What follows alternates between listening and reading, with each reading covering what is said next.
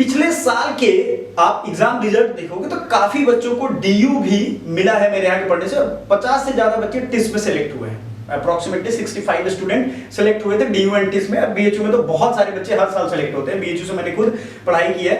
अब सवाल ये उठ रहा था, बहुत सारे बच्चे यूपीएससी प्रिपरेशन करते हैं, वो एक एकेडमिक बैकअप के लिए आते हैं कि भाई एमएसडब्ल्यू करेंगे, जॉब प्रोपेंसिटी रहेगी, हमारे पास जॉब अपॉर्चुनिटी रहेगी, तो बहुत सारे यूनिवर्सिटी और बहुत सारे कोर्सेज को वो टारगेट करते हैं। सवाल ये उठता है कि डीयू और टिस में बेस्ट कौन सा है, कौन आपके लिए बेस्ट है। इसमें कुछ हमने बेसिक सी चीजें रखी हुई हैं, इसके बेस पे मैं आपको बताऊंगा कि टाटा इंस्टीट्यूट ऑफ साइंस और दिल्ली यूनिवर्सिटी में आपके लिए बेस्ट कौन है। पहला चीज होता है रेप्यूटेशन। देखो टिस का रेप्यूटेशन में कोई भी अगर मैं पैरेलल बोलूं तो कोई इंस्टीट्यूशंस नहीं है। क्यों? क्योंकि 1936 का ये इंस्टीट्यूट है। उस समय sir Dorabji graduate institute of social work इसका नाम था, सोशल साइंसेस सॉरी, बाद में इसका Tata institute of social sciences कर दिया गया। पहला मेंटल अगर हॉस्पिटल के तौर पे या मेंटल साइकोलॉजी के तौर पे अगर एडमिशन एंड प्रोसेस क्लासेज वगैरह शुरू की गई थी वो यहाँ की गई थी। तो रेप्यूटेशन शुरू से बना हुआ है सोशल साइंस के फील्ड में। इवन अभी भी एक रिपोर्ट आया है जिसमें टिस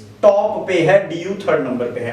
तो reputation always first with the TISS. लेकिन डीयू के मैं अगर बात करूं तो दिल्ली यूनिवर्सिटी एक रेप्यूटेड इंस्टीट्यूट है, भले ही ये उसके बाद बना हुआ है। Delhi school of social work अगर आप देखोगे तो वो भी रेप्यूटेड इंस्टीट्यूट है। उसकी एक्सपोजर्स मुंबई वाले टिस से ज्यादा है। किस मामले में है मैं आपको समझाता हूं। देखो, अगर आप दिल्ली में हो तो ऐसे ही आपको बहुत सारे एनजीओ वर्किंग मिल जाते हैं, क्योंकि वो भारत की राजधानी है भाई, भारत का हार्ट है। अब सीधी बात आपको ये समझनी है कि जहां एक्सपोजर ज्यादा होगा वहां पे रेप्यूटेशन कम टाइम में ज्यादा बढ़ेगा। सपोज दैट आप पहले से किसी जगह के हीरो हो, ठीक है हीरो हो, लेकिन बाद में कोई हीरो वहां एंट्री लिया, उसको बहुत ज्यादा लोग पहले से जानने लगे आपसे ज्यादा, तो वही वाली बात हो जाती है। सीधी समझ लें, reputation build on the time.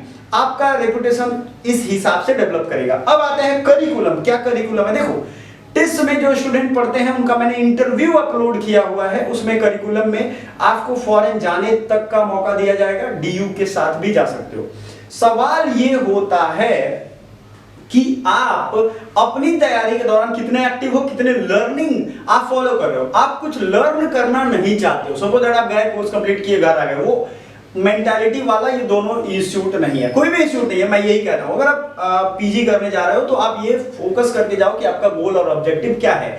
Goals without timeline is a wish, ये याद रखिएगा। आपके पास गोल है, कोई टाइमलाइन नहीं है, मतलब 2 साल में आपको जॉब लेना है तो लेना है भाई, 2 साल में आपको यूजीसी निकालना है, ये ध्यान रखिएगा। तो डीयू और टिस आप किस गोल के लिए जाना चाहते हो? अगर आप यूपीएससी प्रिपरेशन कर रहे हो और अगर आपने निकाल दिया है कि चलो सोशल वर्क का एंट्रेंस एचयूक्यूपी 21 पेपर है, आपने निकाल लिया है और आप चाहते हो कि अब मैं जाऊं वहां और वहां पे पढ़ाई करूं, तो आपके लिए कौन सा बेस्ट होगा? मेरे हिसाब से आपके लिए बेस्ट होगा डीयू, क्योंकि वहां रह के आप यूपीएससी भी कंकरेंटली चला सकते हो, कर सकते हो तैयारी, और आपको दिल्ली यूनिवर्सिटी में क्लासेज वगैरह के साथ इसको कर सकते हो। लेकिन मैं ये नहीं कहूंगा आपको कि भाई आप टिस नहीं आ सकते। वो टिस में प्लेसमेंट अपॉर्चुनिटी की जब हम बात करेंगे तो वो ज्यादा है, ठीक है, ये ध्यान रखिए। तो करिकुलम इस तरीके से डिजाइन किया गया है, लेकिन आपके हिसाब से कौन सा करिकुलम आपके लिए बेस्ट होगा ये आपको सोचना है। और मैंने यूपीएससी आई थिंक 2 या 3 एस्पिरेंट थे जिनका निकला था, उनका मैंने इंटरव्यू अपलोड किया है, सिलेक्टेड स्टूडेंट है हमारे यहाँ से, उनका आप देखोगे, उनको मैंने मेंटरशिप दी है, पूरी समझाई है बात, वो सारा कुछ आपके सामने है, इंटरव्यू में जाकर के आप देख सकते हो, ठीक है।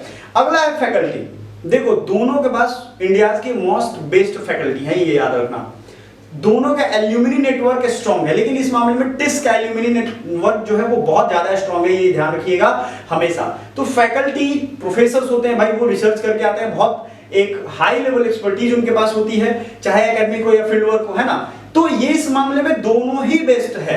तो आपको फिर मैं वही कहूंगा कि आपको चूज करना पड़ेगा। आपके दिमाग में एक फैंसी वर्ल्ड है कि नहीं TISS is the best, TISS के ये बढ़िया है क्योंकि भैया ने बताया था, दीदी ने बताया था, तो भाई यार वही बेस्ट है, ठीक है। आपके लिए सुटेबिलिटी, सपोज दैट आप महाराष्ट्र से हो, गुजरात से हो, तो आपके लिए टिस ही बेस्ट है। तो इसमें कोई कंपैरिजन हम नहीं कर सकते हैं। अगला आता है प्लेसमेंट, जो कि सबसे ज्यादा स्टूडेंट्स को अट्रैक्शन प्रोवाइड करता है। प्लेसमेंट की अगर हम बात करें तो मैंने एक पूरी फुल फ्लेज वीडियो बनाई हुई है, प्लेसमेंट 49 LPA। टिस में प्लेसमेंट रिकॉर्ड बहुत अच्छा है। एक बहुत बड़ा डिस्क्लेमर मैं आप सभी को समझा दूं, आपको ये लगता है कि टिस में या बीएचयू में या डीयू में गए और हमारा प्लेसमेंट हो गया, तो ये एक बहुत बड़ा मिथ है। प्लेसमेंट के लिए एम्प्लॉयबिलिटी सबसे बड़ा जिम्मेदार है। आप में नौकरी करने की एबिलिटी होगी, एम्प्लॉयमेंट करने की एबिलिटी होगी, तभी आपका कहीं भी इंजीनियरिंग, मेडिकल, कहीं भी किसी भी सेक्टर में आपका प्लेसमेंट होगा। सपोज दैट प्लेसमेंट की कंपनी जो डिजायरेबल क्वालिफिकेशन ढूंढ रही है, उनको चाहिए कोई ऐसा बंदा जो कंप्यूटर का नॉलेजेबल हो, वो कंप्यूटर चलाना जानता हो, एमएस एक्सेल चलाना जानता हो, वो चाहती है कि ऐसे बंदे मिले और ये बंदा कुछ जानता ही नहीं है, इसने बस किताबें पढ़ी, एग्जाम दिया, बस इतना ही नॉलेज है इसके पास, फील्ड वर्क का कुछ ज्यादा अनुभव नहीं है, तो वो उनको चुनेंगी जो एक्टिव लर्नर हैं, जिनमें वो देखेंगे कि हाँ, ये इसको अगर मैंने जिम्मेदारी दी भाई इतनी